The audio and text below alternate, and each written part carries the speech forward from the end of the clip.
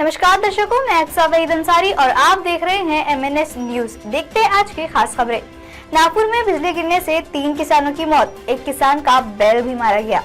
नरखेड़ तालुका में बिजली गिरने से 3 किसानों की मौत हो गई, साथ ही एक किसान के बैलों की भी मौत हो गई। घटना दोपहर की है। मृतक की पहचान योगेश रमेश पाठे, दिनेश ज्ञानेश्वर कामदी और बाबूराव मुकांजी इंगले के रूप में हुई है। शनिवार दोपहर करीब 1:30 बजे बारिश शुरू हुई। तब ये योगेश पाठे खेत में बुआई कर रहे थे तो योगेश घर जाने के लिए सड़क पर 2 पहिया वाहन के पास पहुंचा, लेकिन बिजली गिर गई। मुक्तापुर गांव के दिनेश कामडी और बाबूराव इंगले खेत में खेती करने गए थे। बारिश शुरू होते ही झोपड़ी में बैठ गए। झोपड़ी पर बिजली गिरने से दोनों की मौके पर ही मौत हो गई।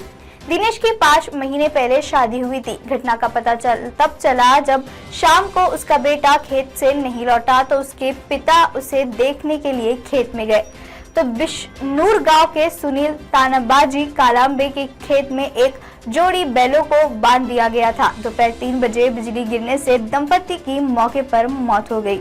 योगेश पाठे की शादी 10 दिन पहले हुई थी। उनके पास 5 एकड़ का खेत है।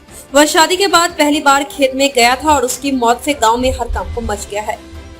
नरखेड़ तालुका में बिजली गिरने से 3 किसानों की मौत हो गई, साथ ही एक किसान के बैलों की भी मौत हो गई।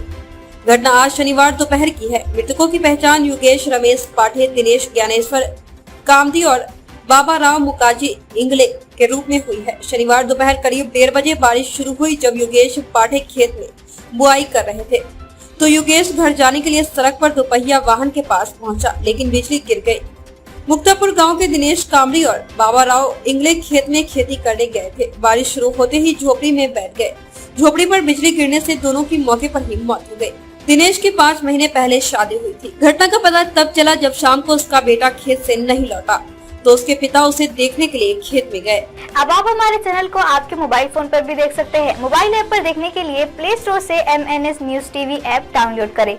इंस्टा, लिंक, ट्विटर, हाई, कूक, फेसबुक और कई सोशल मीडिया के प्लेटफॉर्म्स पर भी हमारा चैनल उपलब्ध है। आप इसे यूट्यूब पर भी लाइव देख सकते हैं। आप हमारे चैनल को लाइव देखने के लिए www.mnsnewstv.com पर जा सकते हैं। फिलहाल वक्त हो चला है दर्शकों ब्रेक का। ब्रेक से लौटने के बाद देखिएगा देश और दुनिया की तमाम खबरों को। बने रहे MNS न्यूज पर, क्योंकि सच जरूरी है।